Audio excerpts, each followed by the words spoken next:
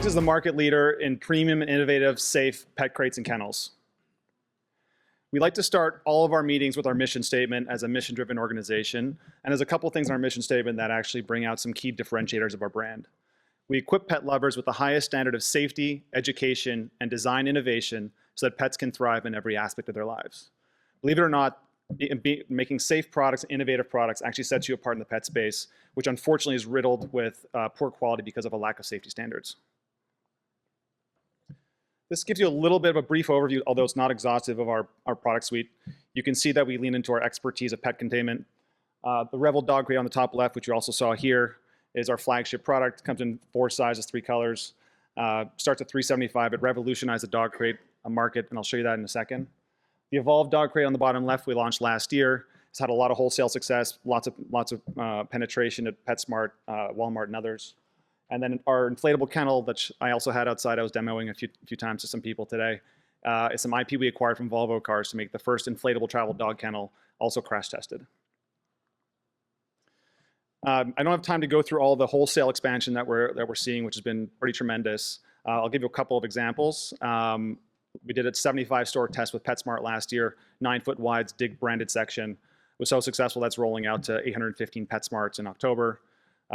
After a successful online test with Costco, we actually just opened last week our first Costco club last week, opening our second one today. So pretty excited about that.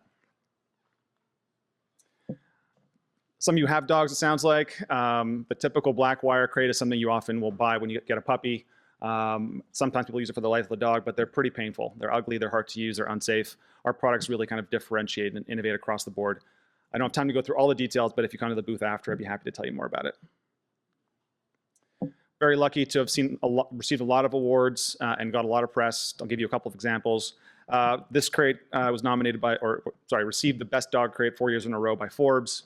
Our other dog crate, Evolve, was just named best dog crate for 2024 by USA Today. As far as vision goes, we believe we can become the largest and most desirable lifestyle brand for pet products. Think Yeti for pet, or Simple Human, or Dyson for pet. If you're unfamiliar with the pet space, it's actually a huge market. In the US alone, it's a $144 billion market. We play in about a quarter of that, which is pet supplies. Believe it or not, 90 million households have a pet, of which 69 million have a dog. 70% of people think dogs or their cats are part of the family. Market's expected to grow. It's a global opportunity where the US only represents about 1/3 of the global market. We've got a very experienced team. I don't have time to go through all the details, but my background is I worked at McKinsey and have an MBA from Columbia, spent some time in the pet industry. People on the team worked at Harry's and their growth. Our new supply chain lead ran Burton Snowboard's global supply chain for 15 years. So deep expertise across the board. We also have a very broad and experienced board of directors. I'll give you a couple of examples. Our independent director, Melissa, she was a former CMO at Calvin Klein and Yeti. Gordy and Willie Wallace built major pet durable brands and sold them. So people have seen the movie, done this before in the business. And we've seen very strong growth over the last few years. We're about 5 years old. We think we'll do about 20 million revenue this year. We're on target for that. We expect to do break even actually for the first time next month. Wholesale's driving a lot of our growth.